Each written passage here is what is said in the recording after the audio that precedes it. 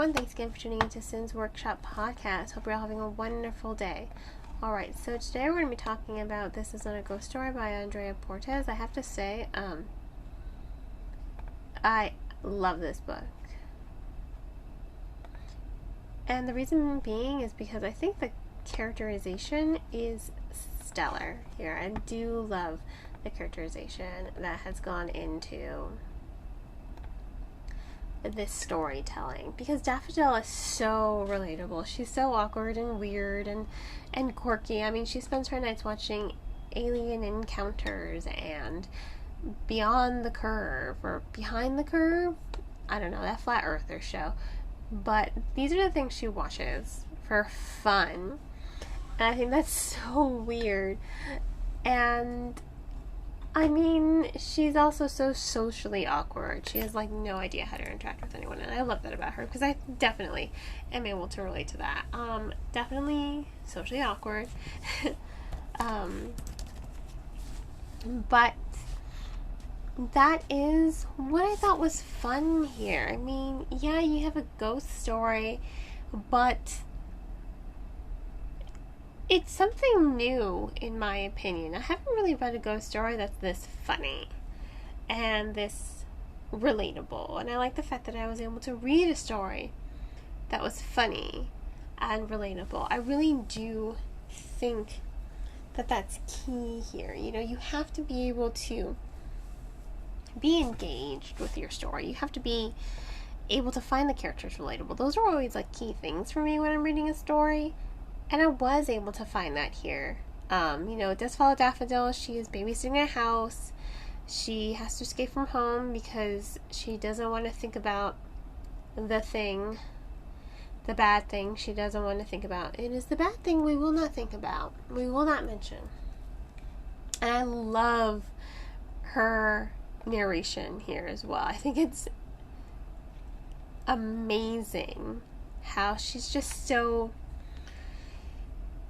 meta in a way. I mean, she is talking to us. She's telling us the story. She is telling us the story. She is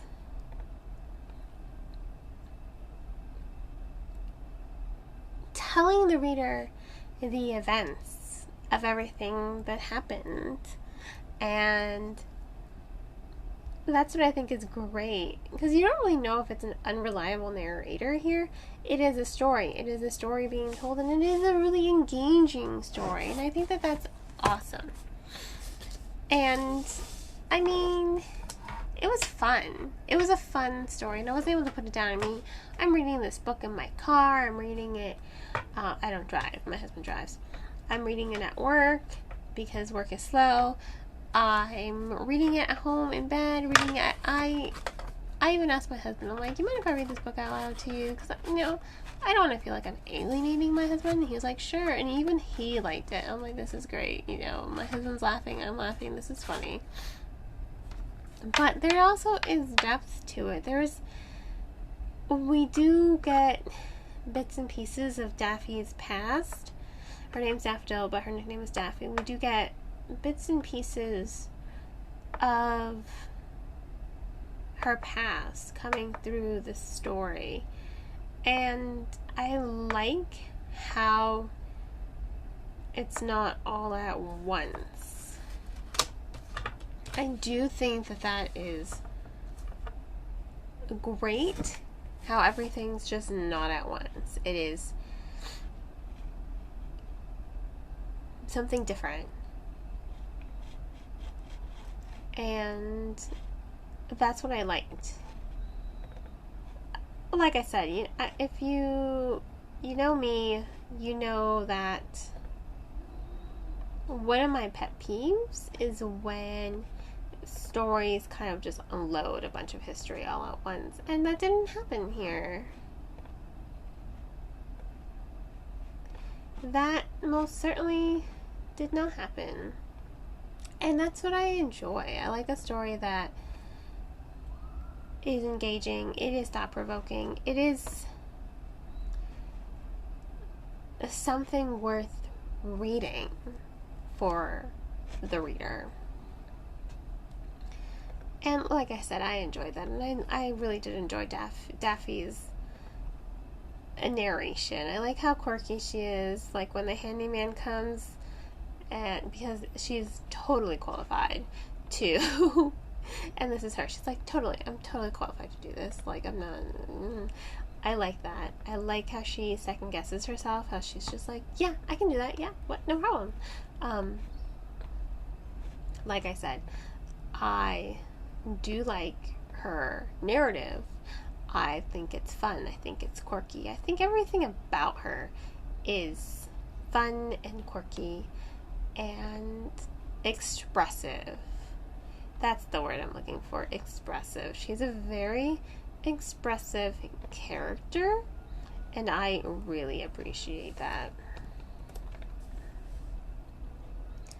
So, as for the story itself, you're really reading this book for the ghost story and the characterization. Those are like the two best things in the story. And what I do like about the story is, sorry, I'm multitasking here, blogging and recording. Woo.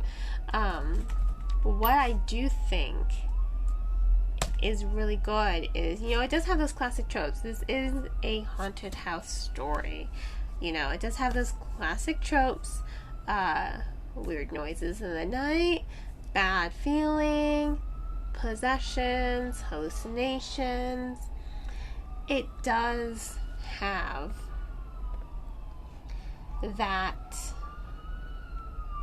those tropes, but it's not cliche. There is something unique to the storytelling because of that humor. You do have that humor to balance out everything quite perfectly.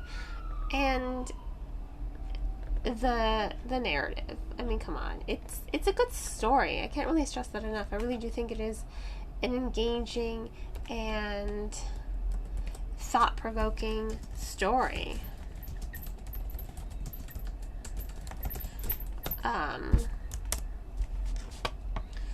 But they all work together. They don't work against each other. You can have a story with good characterization and poor pacing and a lack of tension. You can have an enjoyable read that has good pacing, poor characterization, and you can have a story that kind of falls short in one aspect. I know I've read a ton this year that I've liked. They're not bad stories, but they do fall short on one aspect. Here, that didn't happen. They are all work in tandem to lift the story up and to make it unique and to make it really compelling and engaging for the reader. Again, that is what I ultimately loved here. How they worked together. How they brought to life this ghost story. And that ending, oh my god, it completely came out of nowhere. It completely caught me off guard. I was blown away by that ending. I really do think this is a story worth reading, if only for that ending. Absolutely loved it. Can't stress that enough. It is amazing. So, on that note, this is not a ghost story. I'm going to go ahead and give it pour moi. I'm going to go ahead and give it 5 stars. Why? Because of Daffodil. And I love the evolution of the ghost story, and I love her interaction and how she's telling us her interaction, her mindset. These are things you're just like, yeah, that's definitely how I would react, or be like, yep, totally believable. She's a very believable character. She's a very relatable. And that is why I love her. That is definitely why I love her. So, yeah, this isn't a ghost story. I'm going to give it 5 stars.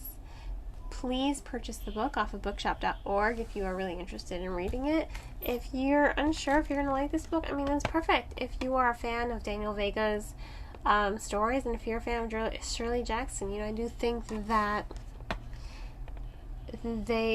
this novel is, in a way, reminiscent of those. But if you're on the fence, which I get, I definitely recommend checking out the book from your local library. Libraries are a great resource for the community and definitely deserve all the support that they can get. I hope you all have a great rest of your day, and as always, happy reading.